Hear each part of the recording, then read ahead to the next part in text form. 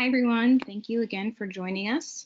Today we have Drew Brunig, EVP of Strategy from PlaceIQ, and Dan Lipinski, Senior Director of Product Marketing and Strategic Partnerships at LoopMe. If you have any questions for our presenters today, please submit them in the question box. We'll try to get to all of them. Drew is going to go ahead and get us started with a look back on what we've been able to measure through foot traffic over the last few months. So without further ado, Drew, please take it away. That was cute, Rita. Thanks.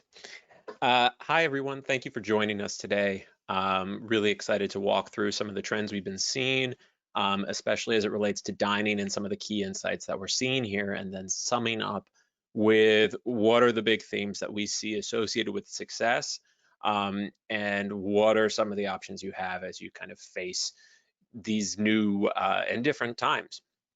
We'll also be walking through some survey results, matching those with foot traffic insights that we're seeing. And yeah, if you have any questions, plug them in and let's get started. And just in case you're wondering, this deck will be available afterwards, so don't feel the burning need to screenshot everything. Nothing secret here. We'll show you and you'll make sure you have everything. So great. To get started, let's do just a quick macro overview so that everyone understands some of the national and cross-category trends that we've been seeing over the last 4 months as we get into this. So this is a busy chart, so let me walk you through it, but this is basically all the content in this section here. But each one of these lines represents foot traffic to a specific venue category. So dealerships, auto dealerships, offices, movie theaters, casual restaurants, nature and outdoors, coffee shops, fast casual restaurants, etc. We'll be focusing on the dining in a bit. But what we want to show with you is kind of the 4 phases we've been through. There's a tendency to kind of, a very human tendency to kind of blur the last 4 months into one kind of homogenous block of time where we've just kind of been, sheltering in place and waiting to see what comes next. But there's actually been 4 very distinct phases. And as you kind of look at them, you can see, some familiarity here. So the first one to notice is this first phase right here, which is the what we call the panic and prepare phase. This is the only time the nation kind of really fully moved as one.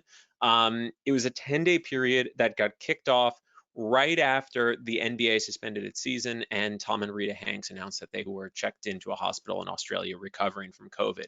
That was on March 10th. And over the next 10 days, traffic just went straight down for pretty much everyone, with the exception of basically pharmaceuticals, or so drugstores, big box, and grocery, all the things that you would need to prepare if you were going to be stuck in your home for you don't know how long. That spiked a little, and then everything fell back down. We're measuring everything against a 2019 average, kind of this black dotted line in the middle. So you can see everything drops down. Some categories like entertainment venues are down, 90%. And these stats, these are very good to make linear comparisons, but there's a little slop in here, plus or minus 5% as we go through. And so just keep that in mind as you go through. So coming out of this lasted 10 days, and then we entered the second phase, which is the quarantine routine. Now, the quarantine routine is this period right here. It's about 3 weeks long, and it's defined by basically everything being a flat line, 0 growth whatsoever. People stayed at home as much as possible. This was the lowest period of traffic that we saw, and it was sustained. Not only that, there really was some really harsh segmentation going around here. As you can see, most of the categories were stuck down in this basement down here. The only things that were up at the top were some home improvement, which is like Home Depot, big box, and grocery stores. Everything else was pretty much down and stratified down here. And even those were below what their normal 2019 offers were. Frequencies were down. People were taking fewer trips. When they were going out, they were trying to get as much as they could so they didn't have to go out again. This lasted about 3 weeks and it ended right around Easter time. So Easter comes along, everybody's been sheltering in place for a good 3 to 4 weeks now, wondering how to create a semblance of the holidays as they go home. Easter hits, And we start to see some things just kind of peeking out. This becomes a thing where people started to test the waters, even though no businesses had opened or anything like that, but they started to test the waters and see what it was like as they went outside. And that led to kind of, hey, everything was okay when I went outside. I'm going to keep going outside. And so we go into the third phase, which is the Reemergence Ramp. As you can see, things just kind of go up, kind of ending up, really most of the things are ending up in the 80 to 90 percentile range. For dining, worth kind of pointing out this spike here. This is fast casual. Fast casual had a very good Easter, especially places like Boston Market and other kind of take-home places, which enable you to kind of go get a meal, bring it back. That's going to become a theme as we see come through this. The other thing that's interesting to note is just this massive spike here in Home Depot, Lowe's. The hashtag quarantine project is real. We spent a lot of time in our kitchen working on sourdough during the quarantine routine. The second we could get out and go get more supplies, now we're working on our backyards, working on our cars, doing some other things. We really do see that as a big trend. But what I want to draw attention to yourself over kind of this 2-month period of kind of reemergence, and it lasted until the end of June, when we started to finally see some spikes in the Southwest and West in Florida. And when that happened, foot traffic just tapped the brakes. We entered our next phase, which is the summer slump. Summer slump actually looks a lot like the quarantine routine. Traffic is basically flat, but it's more segmented than it was before.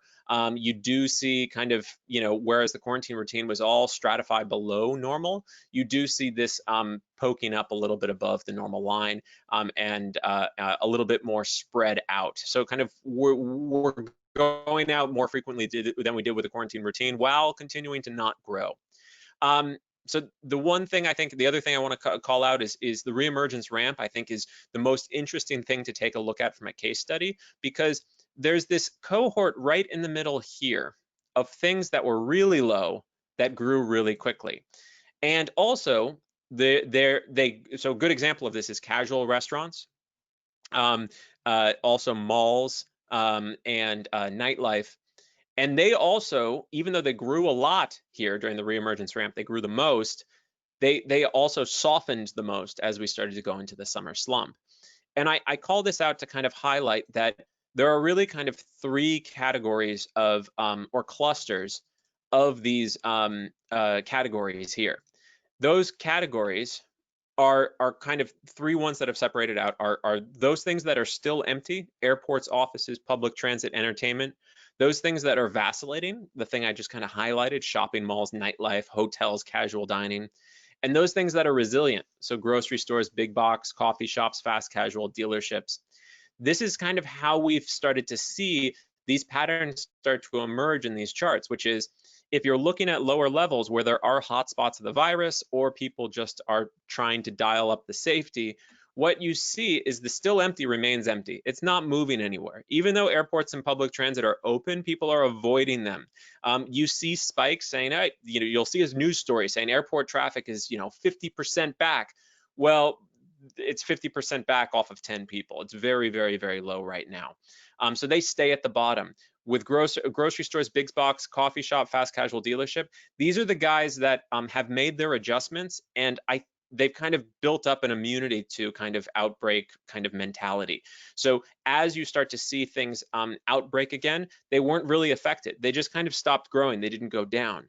Compare that to shopping malls, nightlife, hotels, and casual dining. They did go down slightly, and partially the reasons is they haven't been open as long, and they haven't been able to adapt their business to the era of social distancing. And we'll see that in a second as we compare casual dining and fast casual. But the key, if you isolate out each of these case studies, you end up with some nice outliers. This is how we identified the clusters. And the outliers, to kind of illustrate this, are fast food. As you can see, it continues to grow above its 2019 levels in terms of foot traffic. We know spend is slightly down there, but in terms of foot traffic and waiting, it's actually up in many cases. But the other outlier that I call out here is pharmacies, because I'm going to bring that back to illustrate this. So right here, we're looking at kind of how much things have recovered. The further to the right, the more you've recovered. The further to the left, the less you've recovered. And then up and down is speed. How fast are you recovering? Everything plots and correlates pretty strongly, with the exception of fast food and dealerships, which have exceeded their norms, and pharmacies, which we're going to be talking about. As we start to dive into all these, we do see a pattern emerge of commonalities that are kind of the keys to success. And in the stories we'll be walking through today, and in some of the other stories that we cover for other categories, these are the constants. This is the new rules for succeeding in this business environment. Those rules are: you need to be cheaper, you need to be closer, and you need to be safer than the competition. These are all relative metrics. If you can be cheaper, closer, and safer, you are going to win. When I say cheaper, I mean that consumers are trading down for more affordable options. They're going in the grocery stores, they're trading from name brands down to the store brands. They're buying in bulk. We see people trading down from luxury cars to starting to shop at non-luxury dealerships. We see the same thing happening in dining as well. If you were going out to casual or fast casual, you might be trading down to fast food. Even if you're not directly impacted, a recession mindset has settled in. People are saving at rates higher than they have in decades. The second thing that people are doing is they're trying to be close. So without their usual commutes, most people are sticking close to home. We can measure how far people stray from their home. In previous times, we were seeing 8 to 15 miles as the median average. That's kind of the area you might roam away from your home. Now it's closer to 3 if you're leaving the house at all. So you need to be close to home. And this is both close literally, like, hey, the store's right down the block, but also bringing the store to you. This is why we see direct to consumer delivery, pharmaceutical prescription delivery, and other things making significant dents in foot traffic. And as Dan will take you through, we still see takeout and delivery as some of the most dominant ways of dining. The only exception to kind of the be close rule, but again, illustrates how this is a relative metric, is that road trip vacations are now in. This is the summer of the road trip. The road trip has returned. You say, oh, well, this isn't people staying close to home. But yes, they're taking vacations, but they're not as far as they used to be. So it is closer than the alternative. The alternative is getting on a plane and flying to the next state. Now they're just staying home. The final thing is be safe. And this goes doubly for this category. I want everyone to really burn this into your mind. We're going to show you some numbers to illustrate this fact. But low touch and outdoor venues are more resilient to any kind of impacts than others. And consumers are willing to venture out, but they care about the conditions. One of the things we found in our survey is that some consumers are not willing to venture out, and the thing that's keeping them in is still that safety measure. Safety in dining is the dominant condition, and it's the thing that's going to help you win. It's not just enough to make the adjustments. You have to talk about them, and it's more important than taste for a wide swath of the population. So with this in mind, let's start to dive into the vertical specific learnings, what we've kind of taken from this. So the first thing we're going to look at is we're going to look at the resilience of fast food. So here's the same chart I showed you before, but now I've only limited it to those in the dining category. Starting from the bottom, we've got casual restaurants, which fell incredibly during the quarantine routine. They were down 60% of traffic, in some cases even lower, depending on the brand and breakout. They staged a good comeback during the Reemergence Ramp and then gave up some of those gains during the summer slump. Moving into the orange line is fast casual restaurants, fell similarly during quarantine routine, but they've been able to recover and retain that recovery through the summer slump in a really impressive way. We'll be going through that in a case study later in the presentation. Coffee shops fell as well, but because they were so focused on quick grabs, and other things where you aren't sitting down as much, they did not fall as much as fast casual or casual dining. And they've been kind of able to sustain themselves, but their business looks very different than it used to. We'll be talking about that later as well. But right now, we're going to be talking about fast food. Fast food fell the least. It still fell pretty significantly, but it fell, 25% during the quarantine routine. It was a top 6, top 5 category at this point. However, it really hit the gas once the Reemergence Ramp and people went out during Easter and realized, hey, I can go out, things are fine. And when they started to go out and test the waters more, the safest place to test the waters was fast food, which has the built-in social distancing infrastructure that turns out to be the difference maker. And I'm referring, of course, to the drive-through. The drive-through was a built-in low-touch business that enabled fast food to recover their gains quickly when people were looking just for a reason to get out of the house and to stop doing dishes. I can tell you for a fact, coming out of the quarantine routine, I threw my 2 very small kids in the back of the car and drove to In-N-Out and sat through the drive-in, and it was fantastic. I didn't have to clean up anything. I didn't have to cook, and it was safe. They're running a very tight ship over there. People realized it was safe, and it was able to sustain this. And even though we know they're facing headwinds here, fast food continues to be the breakout and most resilient category, even over home improvement. Now, to highlight exactly how important the drive-through is, I want to compare McDonald's as kind of a benchmark to Sonic drive-through. Sonic is fascinating because only 10% of their locations have any seating indoors. The entire restaurant is structured around the drive-through model. So it's always fascinating. We can actually look, and you'll see some of this later, is we can actually measure the duration that people are spending at these restaurants.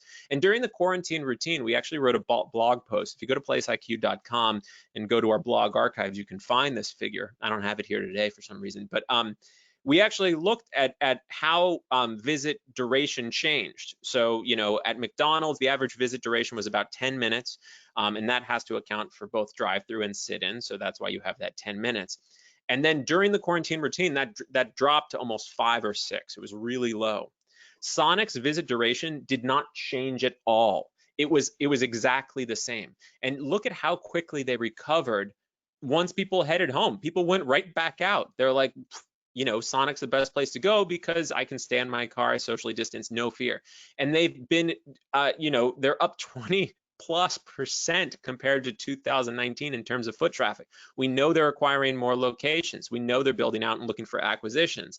Now, one of the challenges that comes with this, when we first saw these numbers, is first off, these are year-over-year numbers. When this first started and we didn't know how long this was going to be, we were comparing everything to February.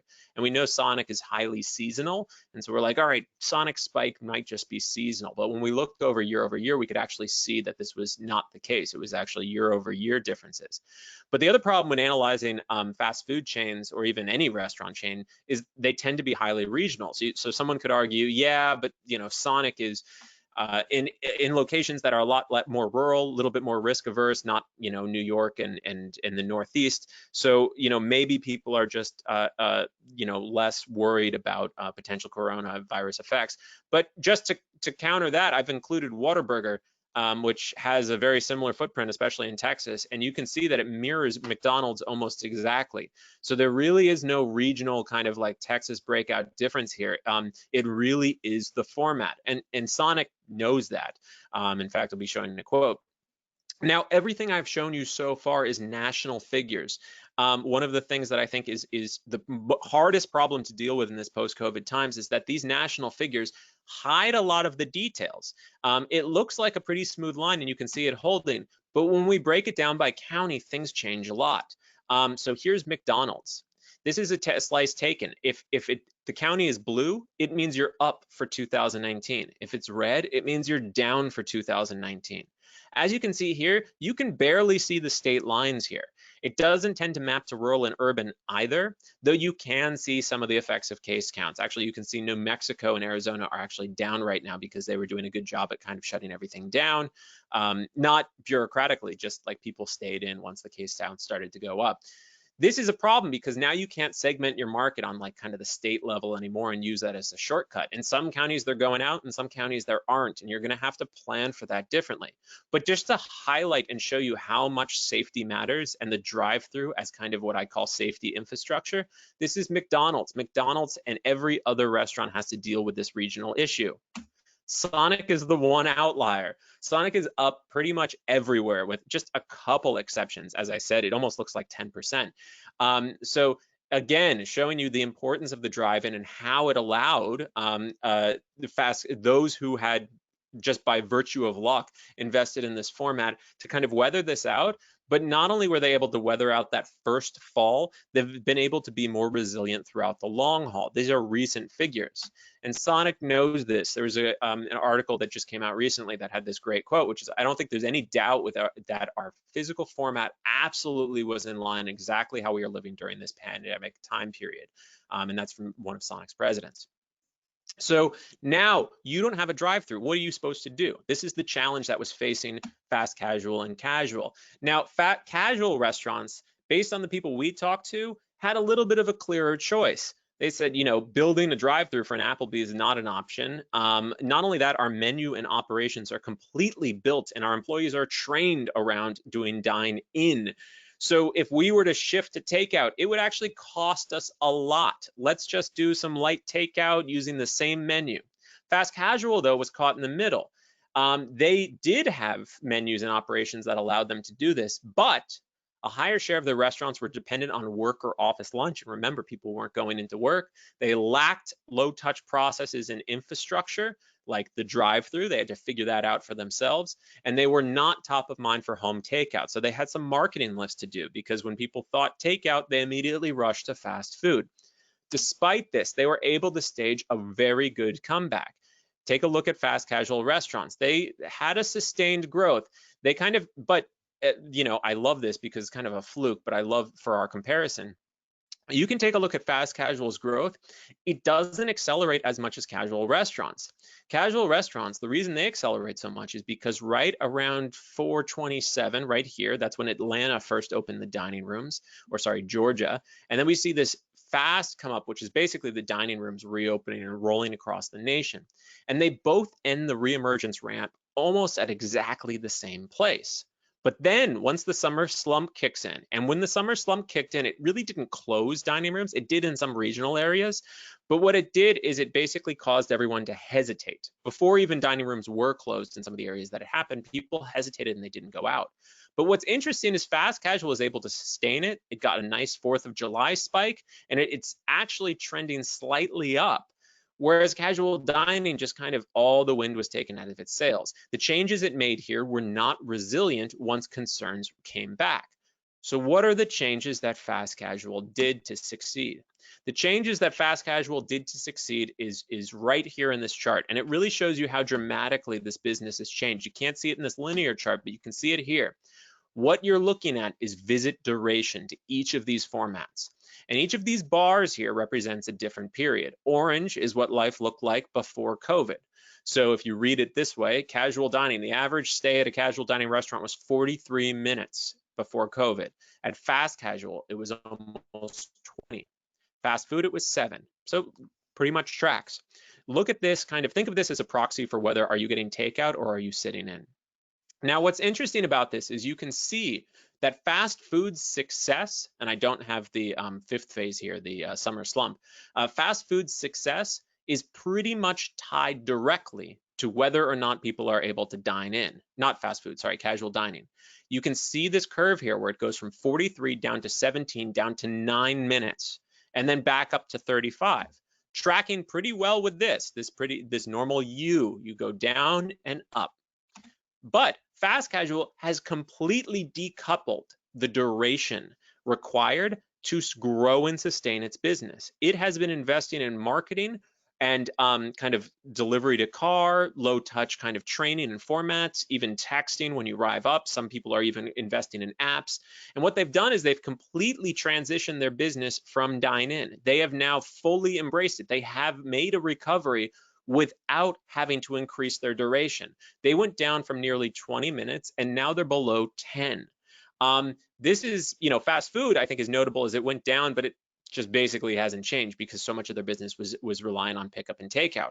But because fast casual has decoupled this, how long you stay there with how many people actually get there, it has made their restaurants more resilient and able to grow even when the mood turns. And I think that is a really important point here. It is a scary decision to start to pivot your business away from a segment, which is dine-in, which makes up a good share of fast casual. But what they've done is it's actually kind of a conservative decision, because what they've done is they've created a business that is can grow in either environment, as opposed to having to wait for the right environment, which is what casual dining has done. And to compare, to show you that this is no fluke, I looked at the same analysis for distance travel, because as I said, maybe, hey, maybe fast casual or casual dining has suffered because people, have to travel further. And you can see that, people travel further during kind of as reemergence happened, they were willing to venture further away from their house. This is the average distance traveled between home and a restaurant. You can see it was, 6.5, and then it went up. And as you can see, for the entire restaurant industry, the U-shaped story is the same, which is not the case at all for when it comes to duration. So we can see here, as we see these trends, casual dining started to make a little bit of a comeback in the beginning of August, but we're going to see if that's related to just basically case counts equalizing, especially in places like Arizona, thankfully, and others, or if that is going to be sustained. But overall, this is what we refer to as our trend view. It basically takes the daily 7-day trend versus the previous 7-day trend, so you can see kind of what direction the chart's going in, and you can see everything's pretty flat. Even though it's red and green, the percentages are like 0.2, 0.3. This is just basically flat growth, and we saw a pop for August 6th. We're going to see if that's sustained. Stay tuned and subscribe to our newsletter to see if that is sustained, seeing if it's representing that we're entering a new phase or just a blip in the summer. So the big news here as well, so we've talked about safety infrastructure that was in place. We've talked about how people pivoted to make up for lack of safety infrastructure. We saw some great innovation from some fast casual guys like Potbelly's, Chipotle, Five Guys down the block from me is doing some good innovation in being able to do order, takeout, delivery. They've even got like some announcement infrastructure, like speakers and everything, so people can wait outside. But what we're seeing, these are all necessary steps because we now know that safety is a requirement. And to illustrate this to you and walk you through our survey results, I'm going to hand it over to Dan from LoopMe to take this over. So Dan, let me know and I'll click as we go. Cool. Appreciate it, Drew. So I've been with LoopMe for about 5 years. For anybody that's not overly familiar with LoopMe, just briefly, we're focused on closing the loop on brand advertising, solving attribution in real time, using a product suite that we call Purchase Loop. It includes the survey that we deployed on this research study that we're going to go over now. And on the back end is supported by a pretty large team of data scientists and a house-built AI system. So what did we do? At the end of the day, what we were looking to do here is to pair up PlaceIQ's location-based research with LoopMe's consumer sentiment research through our brand study to kind of unlock a little bit more of the why behind those safety important measures and what's happening during COVID. So using Purchase Loop, we collected about 2,500 survey responses to better understand how people were embracing the restaurant industry and what was driving those decisions. The survey was delivered to US adults 18 plus nationally. It was not incentivized and was taken directly on a mobile device. And we asked a host of different questions to help us understand different points and pieces of the trends that we're trying to follow. And Drew, you can tab to the next slide, please. So the first question in the survey was pretty pointed. How often do you order takeout food? You'll notice 4 purple bars right up at the top. Those are all that raised their hand and said, we do order takeout food and we do so at these frequencies. 2 to 3 being the sweet spot, but really not a big variation between once a month and more than 6 times a month. A little bit of change, but not much. More interestingly, check out that red bar at the bottom. About a quarter of the market is sitting out of takeout ordering. That's a pretty big piece of the overall pie. And our next couple of questions are going to shed some light on why that may be. Why that 27% is saying that they're never going to be ordering takeout right now, and some ways that we can address that. You can pop to the next slide, please. So here we asked 2 additional questions. What factor is most important when choosing where to eat? That's up at the top. You'll see taste resonating at 36%. That is the single only category that beat out COVID safety measures when considering where you want to go to eat. about 1 in 3 respondents chose COVID safety measures, which was about 3 times more than price and about 3 times more than distance. So huge, huge importance on where safety sits in the consumer's mindset and decision-making process. This should really be a part of the overall decision-making process for marketers on the line when talking about how you want to message these consumers. I think it's also important to take a quick look at just that small 7% vote on service. And in just a bit, we'll explore preferred dining methods, which is going to align really nicely as to why service might be sitting at the bottom of these overall importance charts. So shifting quickly down to the chart below the initial chart, we asked what category of cuisine do you feel safest with in respect to COVID-19? And it's a pretty clear-cut winner here. So we see pizza and Italian popping right at the top at 27%. Next highest vote in terms of verticals would be that 18% on burgers and fries, dropping off substantially as we move into other categories. Seeing pizza and their historic takeout nature, the family nature of pizza, sitting down, ordering a pie, eating together, that makes a whole lot of sense to us. It was great to see these things reinforced, and we'll kind of dive into those location trends as we kick it back to Drew and Place IQ's insights, but really cool to see pizza popping up into the top, probably because people are comfortable ordering takeout in this way and eating with their family in this way. So it was really nice to see that resonating up at the top. And you can pop down to the next slide, Drew, please, as we shift gears just slightly. So instead of looking at the whys behind and what matters most, we're going to look at 2 very similarly worded questions. The first at the top is focused on looking backwards in the last 2 weeks. Which type of dining did you participate in? The bottom chart is focused on looking forwards in the next 2 weeks. Which type of dining do you plan to participate in most? The 2 main takeaways here are pretty self-explanatory. The first, takeout dining is reigning supreme. Last 2 weeks, 44% of the vote. Next 2 weeks, 44% of the vote. Pretty clear-cut results here in terms of takeout being the preferred previous dining option and being the continued preferred dining option. So kind of tying it all together, we see safety measures being extremely important in the decision-making process. We see that being reflected in how often people are going to take out in fast casual, curbside pickup type of restaurants, and we expect those trends to continue as we look into the future. And those are some of the insights that we were able to pull out using our Purchase Loop brand study. If anybody has any questions, I encourage you to reach out to me directly or pop on to loopme.com and check out our Insights Hub for additional insights. And I will turn it back to Drew to continue to walk through the rest of the insights that you guys have. Thanks so much, Dan. I found this survey pretty, illuminating just how important safety and safety messaging is for this category. It's kind of beyond any other that we're even seeing in retail or auto as well. So one of the other trends we saw pizza at the top of kind of that safety perception. And one of the reasons it's up there, kind of anecdotally and kind of exploring that question ourselves, is just kind of there's a little bit of the safety and conception of, hey, I know how a pizza is made. They even have, you almost can cook it at a distance, take it right out of the oven, slide it right into the box. Everything is completely controlled. But the other thing that we're seeing spiking with pizza is the return of family dining. And I find this trend fascinating because it seems like such an of course. Hey, yeah, of course, people are stuck at home with their families. They just kind of want to order something that they can put it down on a table. Everyone can sit down and eat something super easy, not manage a ton of orders. Seems obvious. But at the same time, it is an upset of more than a decade of hyper-personalization trends. The idea that you would go to, say, somewhere like Chipotle and everybody chooses a different menu option and customizes it to their heart's intent is pretty much gone from the data. And one of the ways I like to illustrate this is looking at the recovery of pizza restaurants compared to casual dining. In this case, and we can compare it to fast casual and takeout as well. But we basically see pizza punching above its weight. So focus on, the way to read this is our Re-Emergence Index. It's a year-over-year metric, and the way to use it is for all casual dining. Traffic was down 50%, let's just say 50% during the quarantine routine phase. It then recovered to only down 25%, so 75% of its norm, and then 85% during the second half of the Re-Emergence part 2.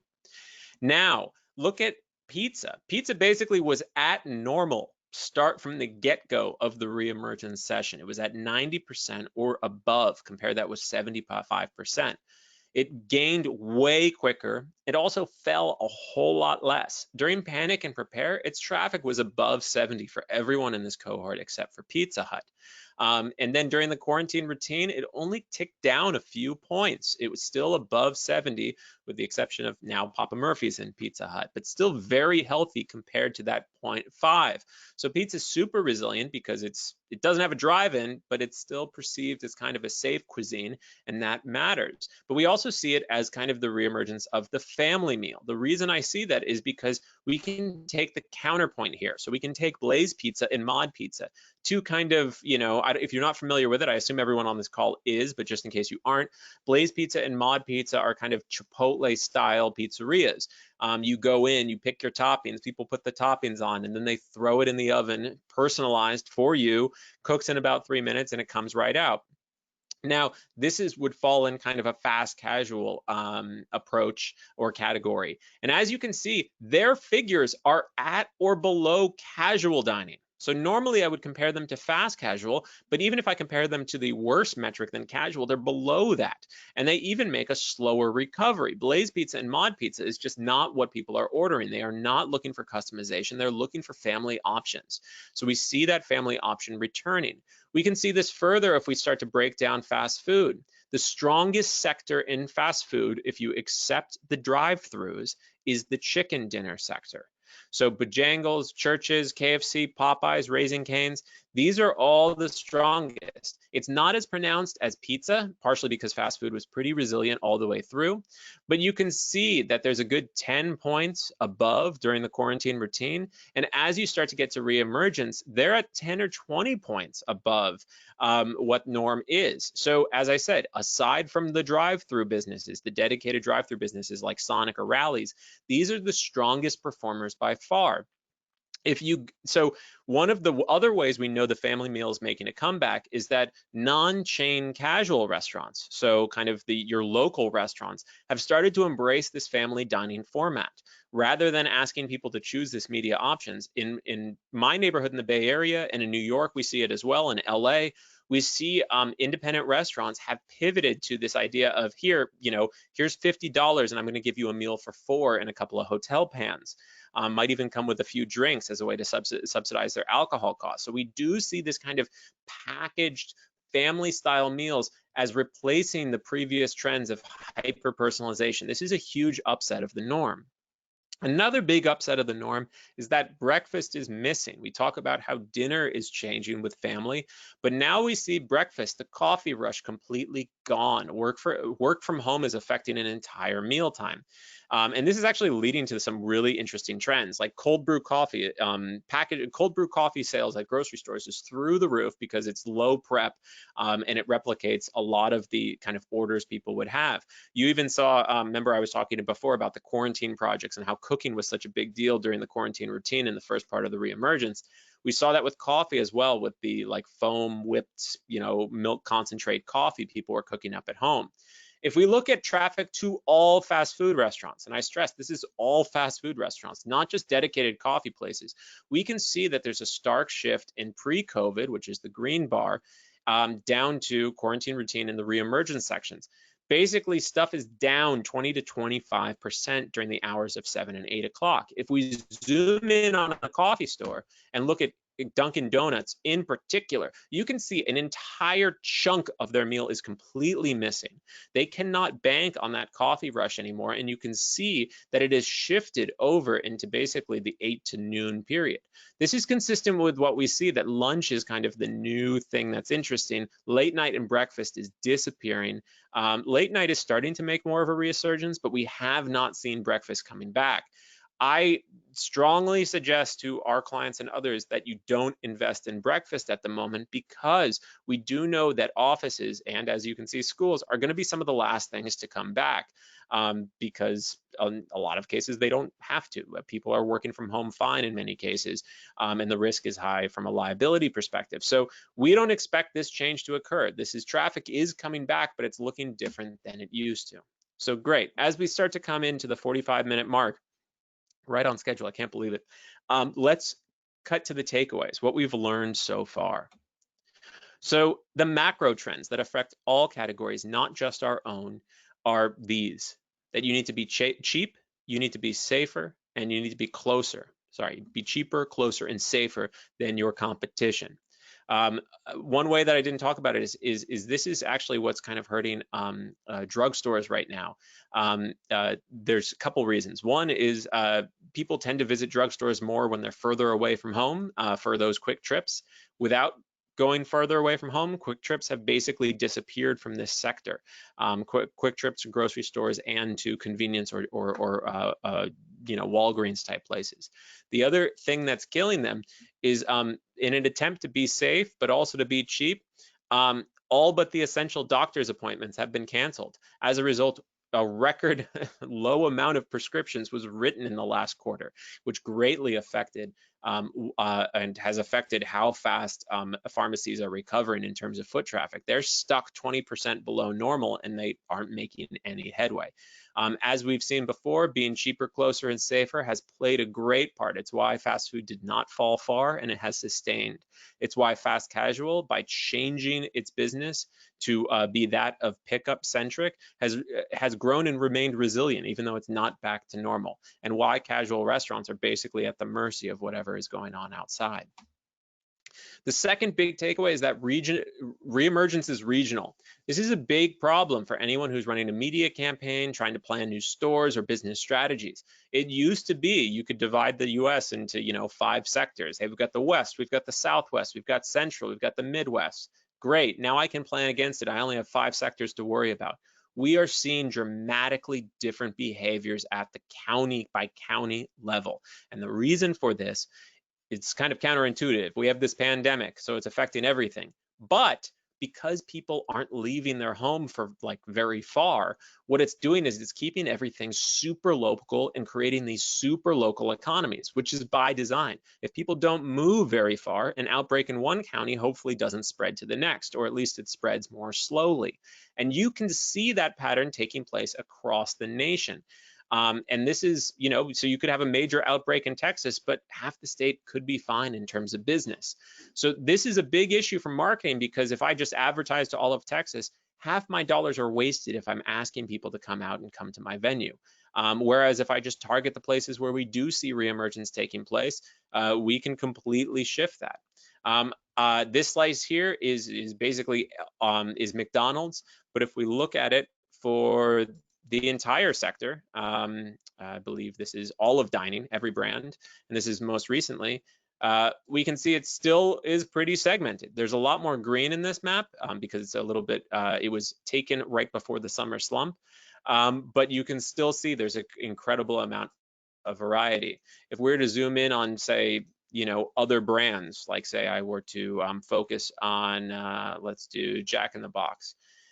You could see the story, starts to shift. I mean, we can see it's about 50-50 in Texas, 50 in Washington, and then a little bit more stratified in California as well. So this Reemergence's regional story is quite dramatic, and it kind of creates a headache unless you're Sonic. And then the key trends that we've covered as we covered through this. Safety is table stakes. As Dan covered and as we illustrated with some of the foot traffic, safety matters nearly as much as taste, and it's the reason 1/4 of diners currently abstain from takeout. So one of the things that I think is shocking is that you're going to need to not only make safety adjustments, but also talk about them and make sure people are aware of the clever things you're doing, because that's the reason 1/4 of the market isn't coming. So if you're trying to, you can either compete with your competitors in a lot of ways for the people who are already coming out, or you can try to convince the people who are not coming out. That's another big opportunity. The second thing is don't wait to adapt. Adapting to low touch models in this new normal rather than waiting for indoor dining to be safe. It basically, if you adapt, you have resiliency and you can kind of weather, as infections or other kind of issues roll through the counties. If you wait to adapt, you're kicking the can down the road. And the other thing that we've seen is that, these things have half-lives. Even if things open, people may not be coming out because, the mood still hasn't changed. what we see is that the people who did adapt quickly ended up more resilient and are going to be set up for the long run, especially through Q2 and Q4. And they have models that are more sustainable for expansion and will still be relevant even if people keep coming out. Shift away from breakfast is our third big learning. Without commutes, breakfast is a missing meal. This applies to those people who are dependent on office lunches as well, but that to me is a little bit more obvious of a takeaway. As long as offices remain closed, rush hour will be slow. You can see Starbucks and Dunkin' Donuts making some store closures and changes in their product assortment to minimize this risk and starting to diversify, which is a very smart steps, and we'll see how they kind of creatively adjust that. They're not waiting to adapt, and they're going. We're seeing, and I think that's a smart move. And then finally, family dining has returned. Dinners at home are driving communal options. The idea of just constant personalization is being swapped for family choices and ease. You know, one of the things that we're seeing anecdotally is that people eat out when they're just tired. They don't want to manage an order any more than they want to do another round of dishes. So if you're targeting families and, especially families with kids, definitely start to look at this model. That ease and also that kind of like, I have a packaged box, which helps enforce that safety message, really does allow for, you know, loyalty, turnkey, and good engagement, as we've seen. So with all that, how do you take action on this besides, you know, the things that only you can do with your own restaurants or support? We can help a little on the marketing and the data end. So the two tactics I want to focus on here before I open up to Q&A is that of monitoring and segmenting. If you want to weather this for the long term, you kind of got to know what's going on the ground, because as I pointed out, it's a fractured state. You can't kind of treat one state as this kind of homogeneous block. You have to account for reemergence being unequally distributed. There's some counties where you have strong opportunities and some counties where you don't have strong opportunities. And you want to be taking your shot in the counties that have upside. So to do that monitoring, to understand where that opportunity exists, we sell lots of products here, but the two that I think are most important are metrics and dashboards. If you're interested in that, we're happy to give you an access and account for a demo for this. Email Drew at PlaceIQ or sales at PlaceIQ to find out more and get us to let us hook you up with the account.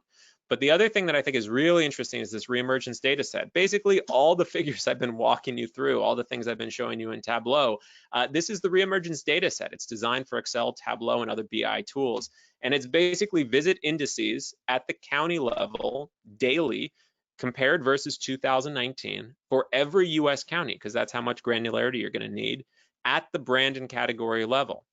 So this is what it looks like. It's just, here's the brand, here's the category, here's the county, here's the state, here's the date that we're measuring, then the 2020 visits and the 2019 visits, and we give you a little score there to make analysis easy.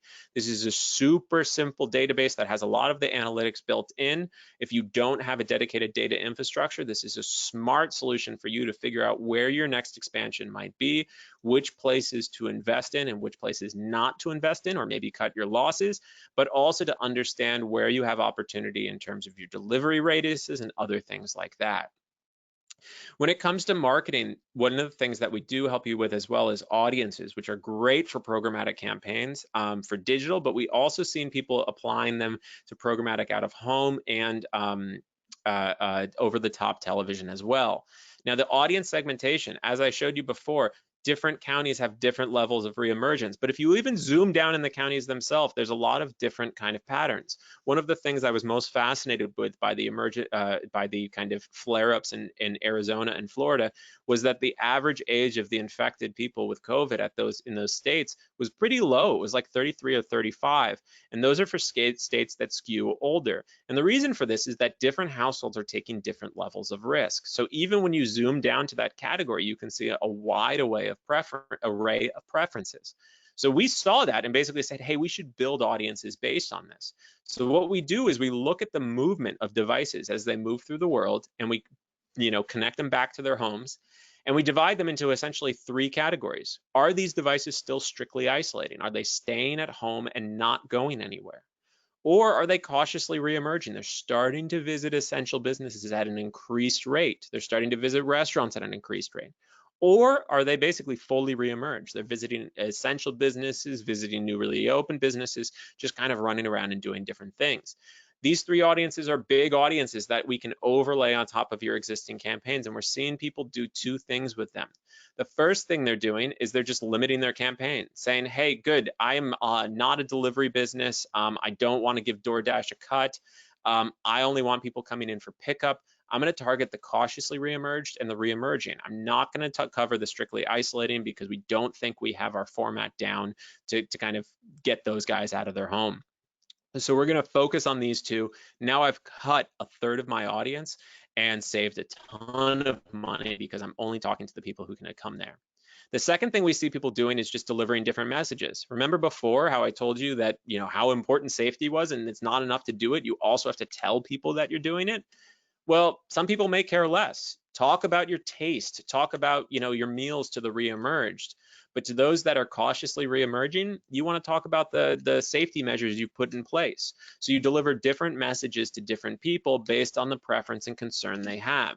So either use these audiences to limit your campaign and cut down on waste, or use them to tailor what message you give them. Finally, the other thing that we also offer is we have some nice audience strategies. One of the ones that I think is really important is this live by audience. So we're able to connect devices to the households they live in based off of their movement data.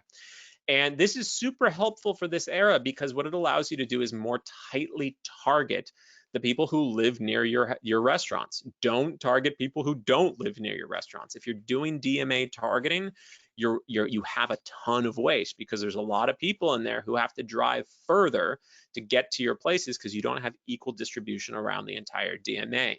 By using our live by audiences, you're only going to target customers that live within 7 kilometers of the store, which is just about how far we're seeing people travel these days. So this is within the range of places they're willing to go. And as Dan covered earlier, you can see that distance still plays a part. And as we covered earlier in our foot traffic, you can see that distance is completely related to how comfortable people feel going out of the house. When case numbers are down, they're willing to go further. When case numbers are not, or in their full lockdown, they're not driving very far, so you can start to shuffle these around. So cool. With 5 minutes left, I want to thank you all for joining us today. I want to thank Dan and LoopMe for collaborating with us on this, and I want to thank Rita for helping host and organize this. Really appreciate you guys spending some time with us this afternoon. Now open the floor to questions, which you can plug into the chat box here. Or I think I don't know if Rita has any other methods, but you're also welcome to email me directly at drew@placeiq.com. If you have a question for Dan, he's daniel@loopme.com. Other than that, if you want a copy, feel free to reach out or a recording as well. So if there's any questions, plug them in. Rita, any notes? Yeah, it looks like we got a couple questions here. First one, where are the Reemergence audiences available?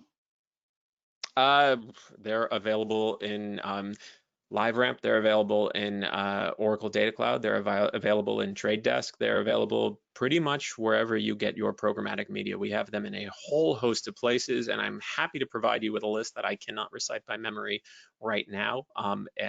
Yeah, shoot us a note and we'll make them available if they aren't available where you need them. Great. Let's see, one more here. Have you tied any of the location or survey data to any other proof points like purchase data? Yeah, so in our last, we actually hosted a webinar a bit ago with IRI, and we were looking at grocery store purchase data and convenience store purchase data and big box purchase data with some of our trends as well, lined quite nicely and validated a lot of our hunches. That is what we use to basically really inform that kind of insight of being cheaper matters in this recession mindset. We see a lot of trading down inside with the purchase data in each of those stores. As you all are probably familiar with, purchase data is harder to come by when it comes to restaurant, especially when you're looking at fast food where such a bulk of purchases take place with cash, though that is rapidly changing with low touch methods. But for the dining vertical, we have not yet looked at purchase data. That's something we may explore next. Great. Okay. that looks like all the questions that we have for today. So again, just to reiterate, Drew said, Dan, we really appreciate you joining us today. For anyone interested in more research from LoopMe, they have a COVID-19 Insights Hub at loopme.com. And at Place IQ, we're continuously using our data to conduct these kinds of analyses. We have a lot of content on other verticals like grocery, auto, retail, and you can find all of that on our blog at placeiq.com. Again, please don't hesitate to reach out if you have any other questions. Thank you, everyone, and have a great day. Thanks all. Thanks, Buddha.